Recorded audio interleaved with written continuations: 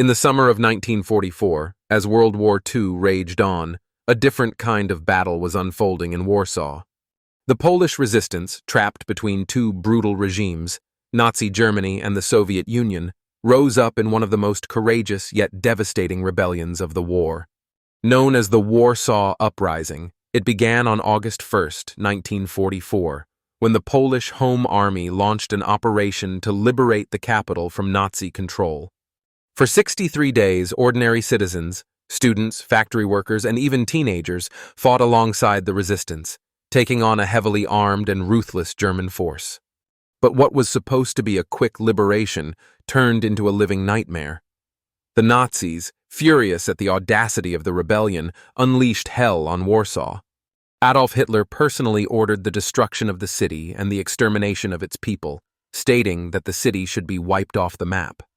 Over the next 2 months, SS, Hitler's elite paramilitary force, and Wehrmacht troops, along with specialized death squads, executed tens of thousands of civilians, many in cold blood. Entire districts were set ablaze, and the Germans systematically reduced Warsaw to rubble. But the horrors didn't stop there. One of the most brutal episodes came from the Wola massacre, where between 40,000 to 50,000 men, women, and children were slaughtered in just a few days.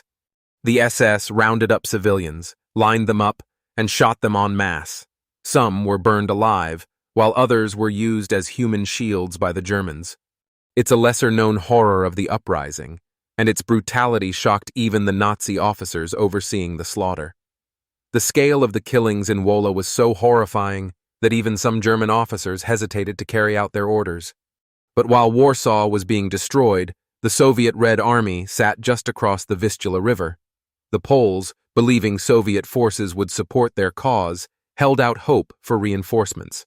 Instead, Stalin deliberately withheld aid, choosing to watch Warsaw burn. His motive? Stalin saw the uprising as an opportunity to weaken the Polish resistance, which was loyal to the exiled government in London, not the Soviet Union. By letting the Nazis crush the rebellion, Stalin could eliminate the very people who would stand in the way of his post-war plans for Poland. It was a cold and calculated move, one that left the resistance fighting a losing battle on 2 fronts. In the end, Warsaw fell, and the cost was unimaginable. Around 16,000 members of the Polish resistance were killed, but the civilian toll was staggering.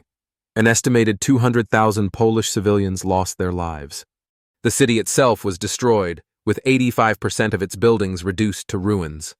The few survivors were sent to concentration camps, while those who stayed behind endured unimaginable suffering as the Nazis continued to raze the city to the ground, street by street, after the uprising was crushed.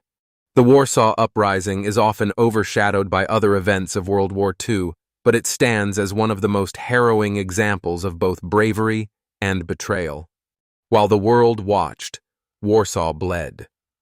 Today, the ruins of the city and the stories of the resistance remind us of the resilience of the human spirit and the devastating price of political expediency.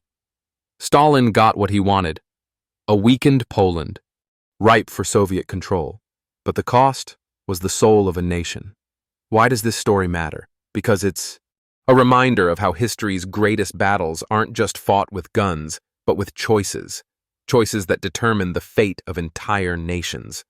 The Warsaw Uprising wasn't just a fight for liberation, it was a fight for Poland's future, one that came with heartbreaking consequences.